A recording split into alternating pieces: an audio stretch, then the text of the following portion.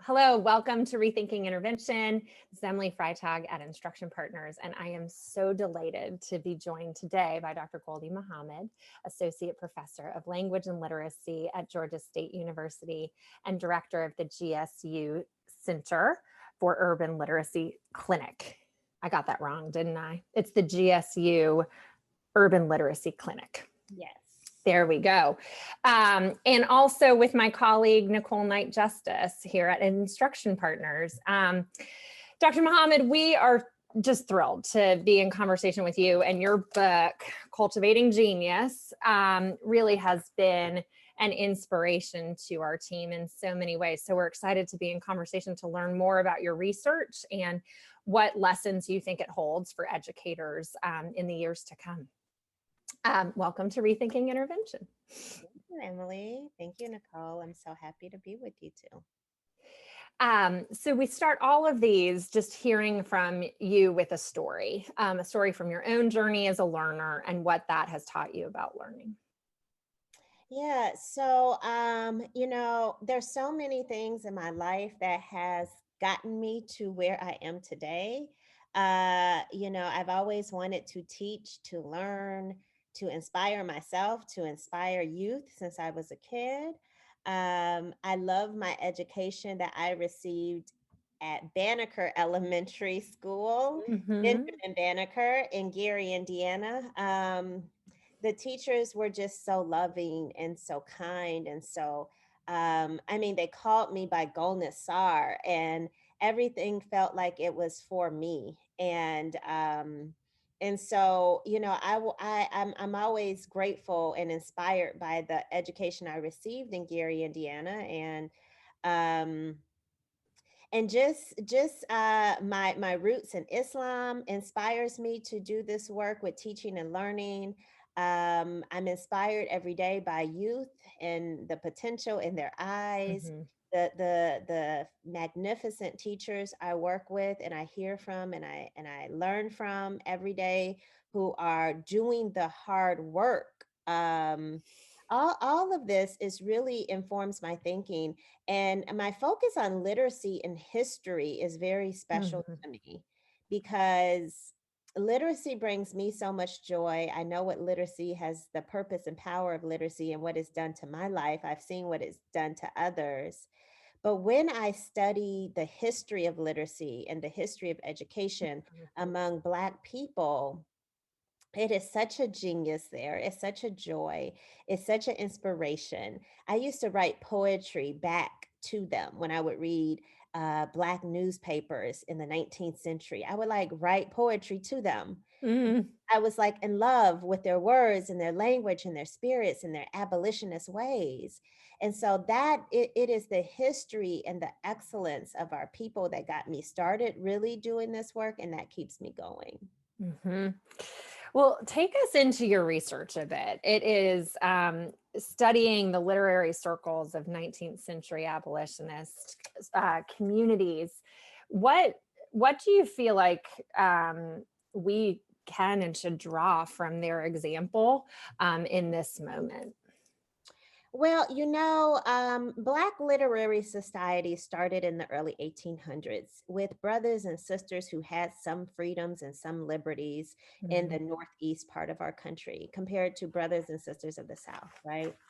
And so they came together, they organized in very formal ways. They had constitutions and preambles and Mm-hmm. rules and policies for checking out books. And they came together around the study of mathematics, science, language, and history to read texts, not just print text, but to read society and their world, to create spaces for their voices to be heard and celebrated and validated.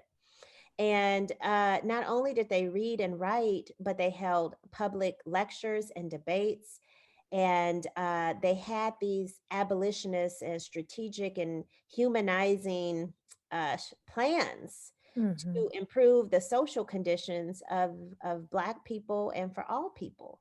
Because if you improve the social conditions for Black people, in our country at the time, you improve for all. Mm-hmm. And so they were never sort of like selfish Mm-hmm. in their liberatory pursuits. And so when I study these spaces, and I love that they were interdisciplinary in nature, Mhm. when I studied these spaces, I started to learn that, man, they may not have realized it, but they were giving us the playbook, the guidebook for education today. Mm, Both mhm. the contextual things, like what do we need contextually in schools and in classrooms, like environmental things. They gave us the personal, the ideological things Mhm. that we need, what kind of beliefs and thoughts and approaches and values should we think about. And they gave us the framework, the actual framework for teaching and learning. And that's what Mhm. the book really hones in on, Mhm. is this framework, because they had, four, and I have more formally and recently added five major pursuits for learning. They focus with every aspect of their teaching and learning. They focus on identity development and Mhm. skill development across the different content areas, and intellectualism and criticality. And, I talk about joy in the book, but I made it more formally Mhm. suit for schools today, Mhm. because I noticed that they always centered and was intentional about receiving joy, Mhm. even in our nation's harshest realities. Mhm. And so even those five pursuits or Mhm. standards for learning, as some people may call them, is like a guidebook for what we need to do and how we need to structure and frame all education today. K-12, but also higher education, also adult Mhm. education. Mhm. I have a couple of follow-up questions, and Nicole, would love your questions too. How one is just like logistics of how it worked, like who were the teachers, or how community worked um, in the societies.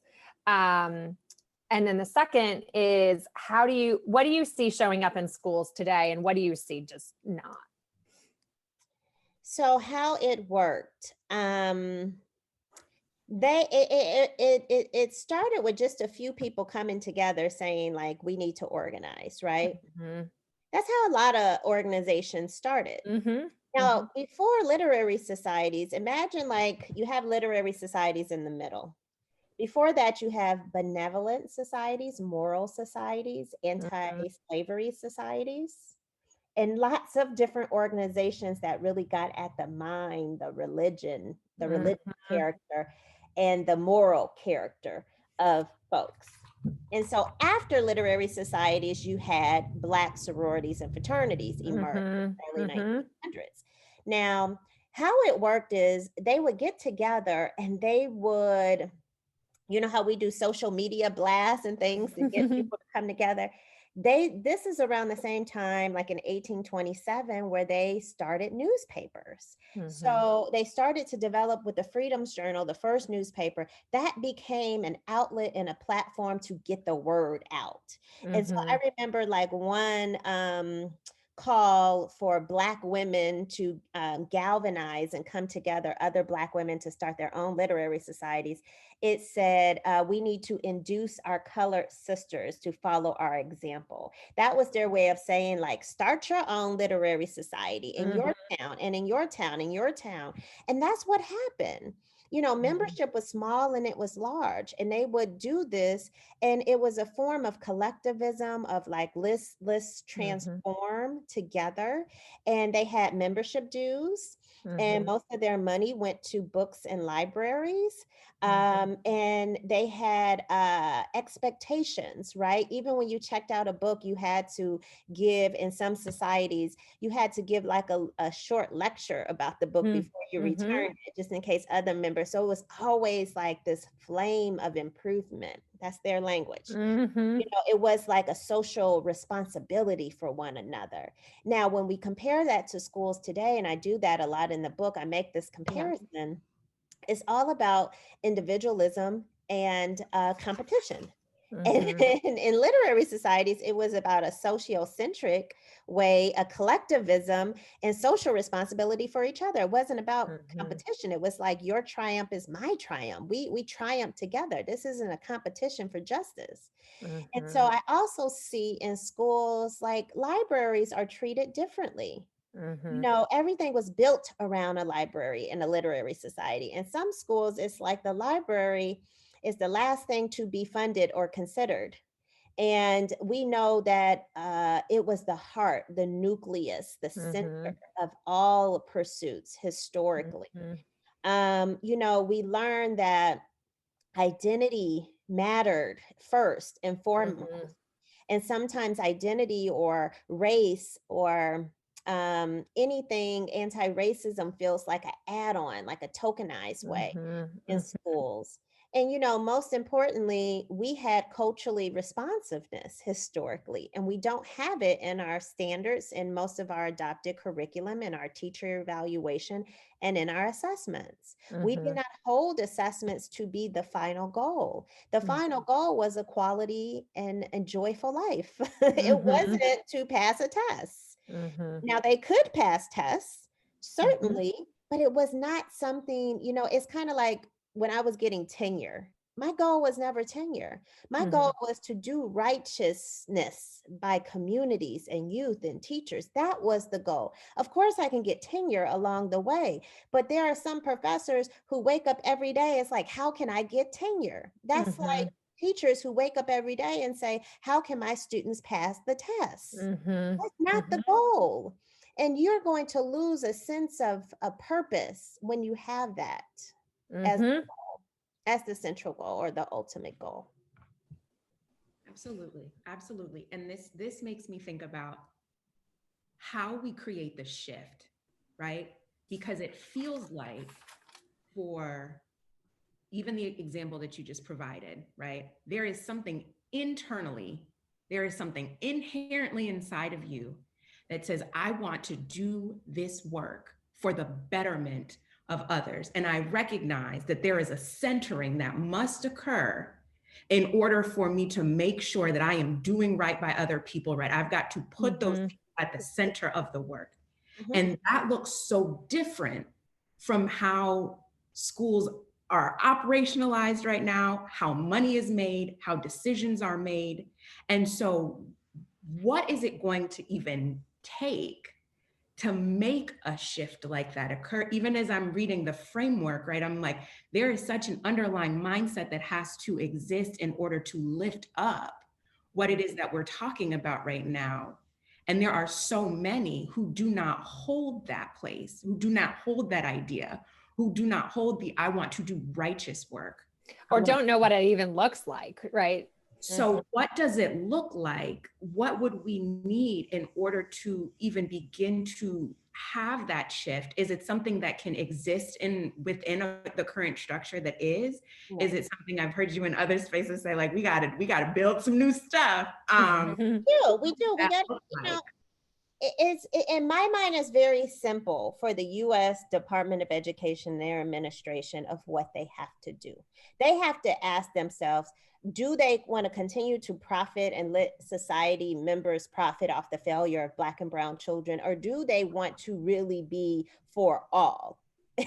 You know, folks will say all lives matter, but do they? You know, like, if you really serious about all lives matter, I want to see the administration change 5 central parts of our system.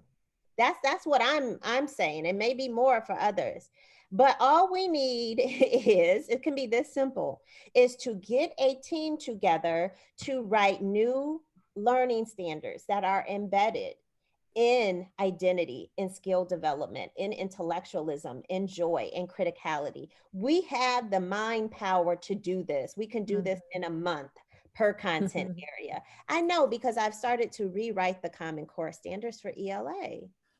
We, Ooh. yeah, we need, the second thing we need is new standards for curriculum companies and folks who are writing curriculum. You will no longer write curriculum that's absent of identity of these things. of culturally responsiveness. See, we will pay curriculum companies and they put forth the same harm of just skills only. That's harmful. And our conscious leaders will accept it. Stop accepting this curriculum. Hold them accountable for writing better curriculum. We need to, number 3, change the way we think about standardized testing, change to standardized tests so that we are measuring and capturing more that measures success. Skills only does not measure success for a child's life. And stop putting all this pressure, like, ride or die test. You either gonna pass it or you ain't gonna have a job, or you're not gonna have a raise. That's not right. That's not righteous. It's not right. It's not ethical for teachers and leaders and parents. And then we need to change teacher evaluation. And along with teacher evaluation, we need to stop hiring folks that, like you said, Nicole, who don't have this mindset. Quit trying to fix them if they don't have this justice-centered mindset. Stop hiring them as Secretary of Education. Stop hiring them as school board members, as superintendent, as principals, as teachers, as staff. Period. We need higher, more rigorous standards for hiring, for retention, for recruiting more teachers of color and conscious teachers. And then we need to evaluate them on culturally and historically responsiveness. And the 5th part of the plan is teacher education. Teacher education programs need to do better. It cannot be diversity is learned in one class. We cannot just teach Vygotsky and Piaget. We have to start diversifying our theorists, our readings, and our coursework where it is authentically threaded throughout the entire program and not just one class. And we need to, that also calls for hiring conscious professors who know how to research and teach within the realms of critical race theory and other theories like it. And so to me, it is simple. Those 5 things are really embedded in the structural outcomes of K-12 education. And we can do it. We have the funding, we have the manpower, whatever you want to call it, the woman power, the genius. We have the minds. It's baffling to me that we continue to put people as U.S. Department of Education who has not written a lesson plan within the last week or who have not taught children within the last week. I teach children several times a month, even though that's not my job. I write lesson plans weekly. If you're not in it, how can you read it? Can you tell us a little bit about the standards that you're working on and how you've approached that? I'm interested in the interdisciplinary connection to the literary societies and how you even see what standards should be within education. Yeah, so, so like with my framework, I'm just going to draw from that. Sure. You can, if you keep the standards how they are, which are like skills driven, skills embedded, maybe a little bit of intellect knowledge, but not explicitly across different content areas. You can take the framework and make the learning standards the skill, one of the 5 pursuits. But that's for the teacher who has, like you said, Nicole, has been doing this, who knows how to do it, who will do it like this. But a lot of our teacher population, well, I don't want to teach justice. I don't want to teach equity. I don't want to teach anti-racism. I don't want to teach criticality. So I'm not going to do it. I'm just going to do the skill. It's like we have to mandate justice. And that's what we have not been willing to do, even Black and brown leaders. We have not been willing to. We will mandate the Danielson model. We would mandate reading workshop and Lucy Calkins and all these other folks, but we will not mandate Blackness, Black and brown scholarship and frameworks, and we will not mandate justice. And I want that same accountability for justice that you hold for these basic skills only teaching.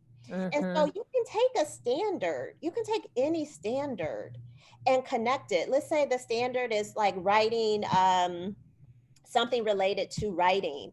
writing clear, coherent sentences, structures, paragraphs, writing a personal narrative. Let's just say 7th grade, I don't know. And if that is the learning standard, students will know how to write a personal narrative using sentence variety, organization, cohesion, grammar, mechanics, all these things that are standard skills based.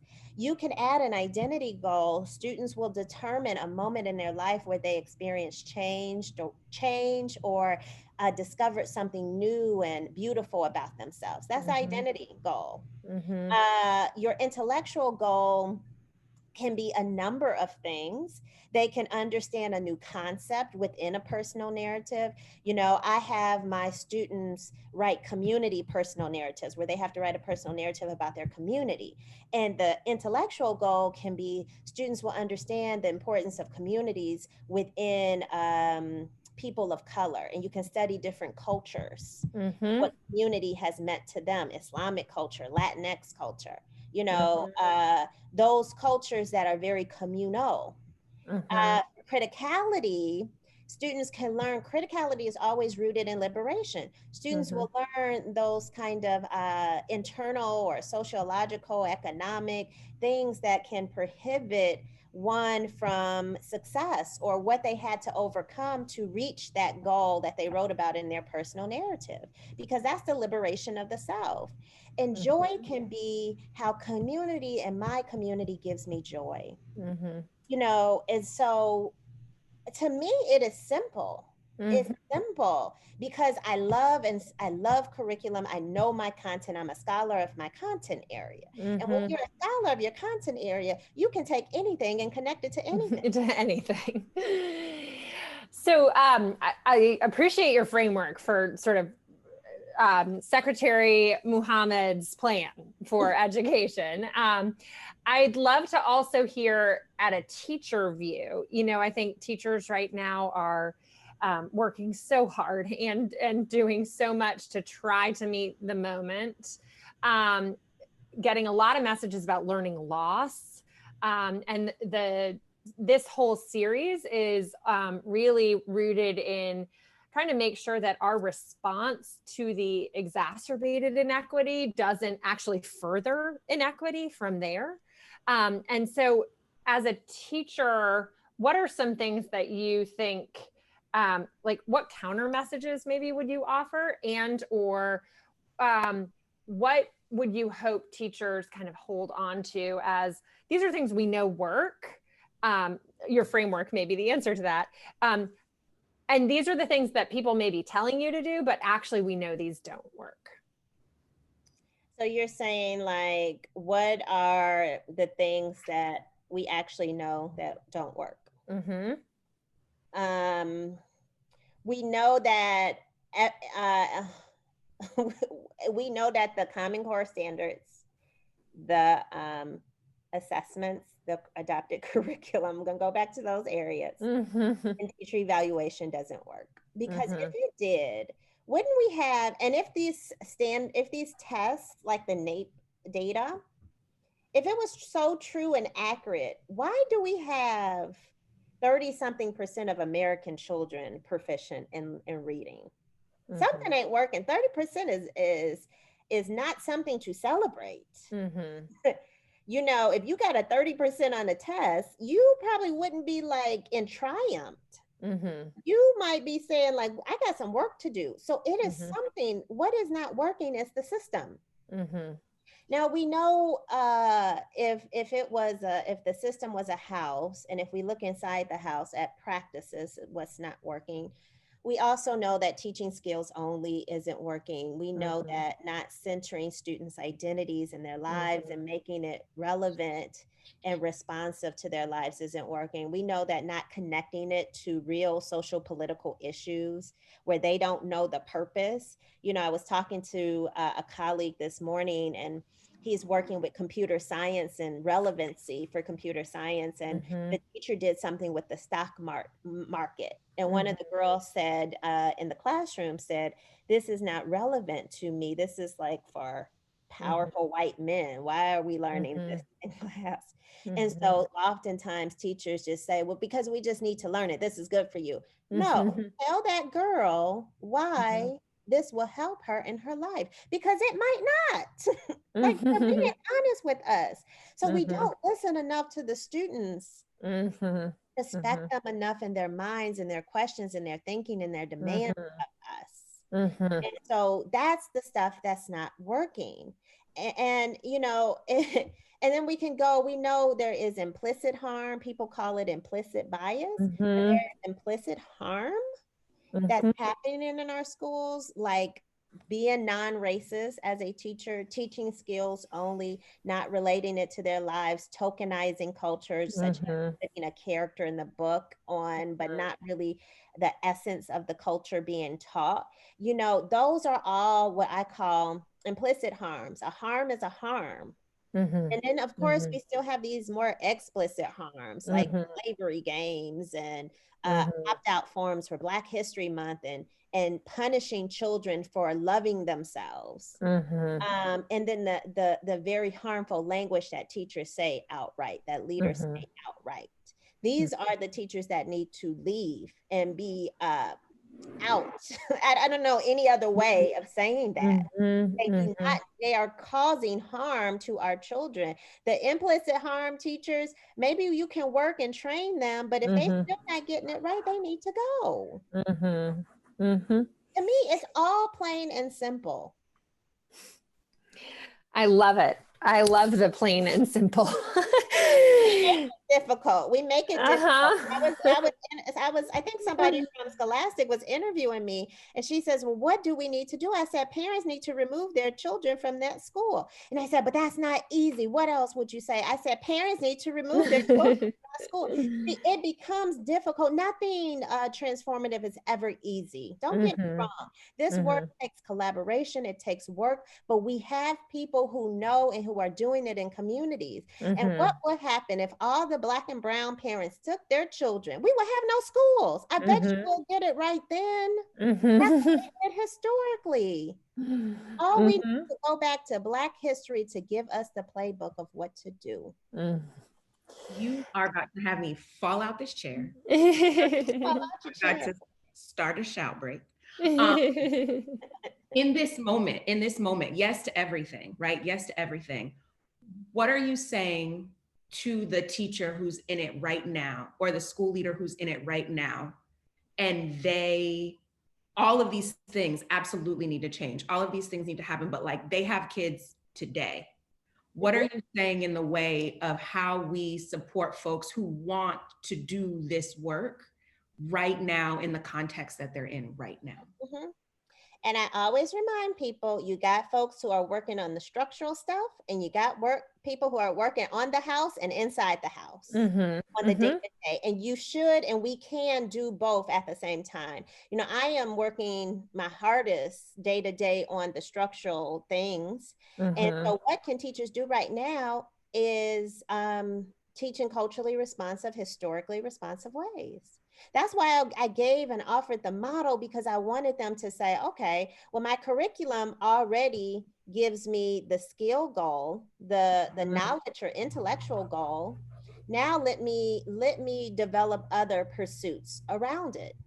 And so that's what they can do right now, is sort of give their unit plans a curriculum makeover to be more responsive. They can add more text, layered text right now that will support the learning in multimodal ways, like video and historical texts and primary source documents and images and art. They can do that now. They can teach better right now. They can affirm children's lives and their identities right now. Every day they start the classroom, start with a freedom song, play a freedom song. What did that song mean to you? How does it sing to your freedom? Who are you? Do you know you are enough? Do you know that you are beautiful and genius? That's what teachers can do right now. I know, because when I teach, I do that every day with children. What do you say to the people who don't want to do that work? To the people that don't want to do that work, I want to first ask them on a human level, because this is humanity and this is humanity kind of work. And as first, I'm going to always approach somebody on a human level before I tell them that they're whack or janky. And so I'm gonna first say, if you don't want to do this work, are you happy? Does this job give you joy? Is there something else you can be doing that you've always wanted to do that makes you want to be better, do better? And then I would ask them, like, do you love yourself and do you love our children? So you got to get to the root of why people don't want to do this work, why they can't say Black Lives Matter, why they can't tell their children they are enough and genius. Why? It seems so simple and innate as a teacher. And so I want to get to the root. Why is it? And I guarantee you it's something tarnished within their hearts or within them or the system. I don't know. It's something within them. That's a self problem. That's not a student problem. That's not a structural problem. It's a you problem. And so we got to check our egos at the door and be honest with ourselves about who we are, who we're not, and who we really want to be, and work toward that. And so that's the first thing I would say to that teacher. I would get to the root of it and see, is there something that we can do to help that teacher be better? And they have to be open to be better. If they're not, see, this is why leadership has to be very strong. Because leaders will say, I can't do nothing with a teacher who's creating harm every day for our students. Implicit harm, explicit harm. That's a lie. That is a lie. You can do something and you should. And if you can't do nothing, you should be advocating to that school board every day. We need different teacher evaluations, to that union every day, writing letters. You need to be advocating to parents, because if they're not listening to you as the principal, I bet you they'll listen to the parents. If it wasn't for the parents, we will have no schools, which means we will have no salaries. When you connect it to capitalism and to people's salaries and pockets, you have a different kind of response every time. Who are you learning from these days? You, Emily, Nicole. I learn from everyone. You know, I learn every social media tweet, every panel I'm on, every, you know, the hundreds and thousands of teachers I train and work with. I learn from them. You know, I really do learn from the teachers every day. Of course, I learn from our ancestors, you know, Malcolm, Brother Malcolm, Anna Julia Cooper, and, you know, Mary McLeod Bethune, all of them, James Baldwin, Toni Morrison. I learn from scholars today and the work that they're doing, you know, like people in my own village, like Yolanda Seeley Ruiz and Bettina Love. And I learned from them, but you know what? I learn the most from teachers and students that I teach. They teach me how to be better. And they teach me what they're experiencing. And because I listen to them and I trust them. And I'll say, well, tell me about what you're teaching. Oh, I didn't know about that history. They teach me new histories, new artwork, new that I can learn from, new short stories to read. I mean, teachers are so brilliant and beautiful. They are. And two things can be true. Teachers can be brilliant and beautiful, and janky teachers need to go. Hello, somebody. Because they're doing the work out here in times of uncertainty, in a pandemic and virtual learning and racial violence. They show up every day when there's no Wi-Fi connection with our students. They are trying their best, giving structures that are imperfect, you know. They are doing their best, and that's who I'm learning from. Dr. Gholdy Muhammad, thank you so much for joining us for this interview. We have learned from you and look forward to continuing the learning together. Yes, thank you. Me too.